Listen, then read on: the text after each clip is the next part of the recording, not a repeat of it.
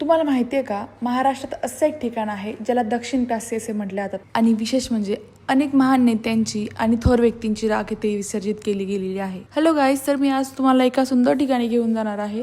हे ठिकाण आहे नगर संभाजीनगर हायवे लगतच.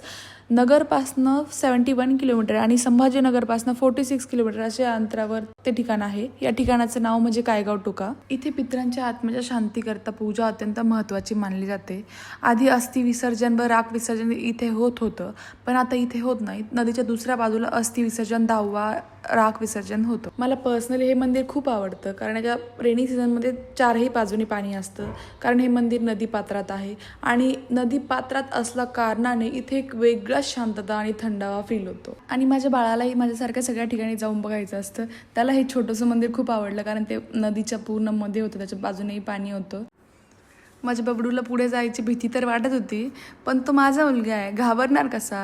जर त्याला जे करायचं तो करणारच, भीती वाटू नये तर काही होऊ. अशा सुंदर आणि निसर्गरम्य ठिकाणी थोडा वेळ घालून मी वापस निघाले. Bye bye. मंदिर लय भारी होतं आणि आई आमची बकरी राणी वेट करते. व्हिडिओ आवडलास लाईक करा आणि कमेंटमध्ये सांगायला विसरू नका व्हिडिओ कसा वाटला ते. थँक्यू.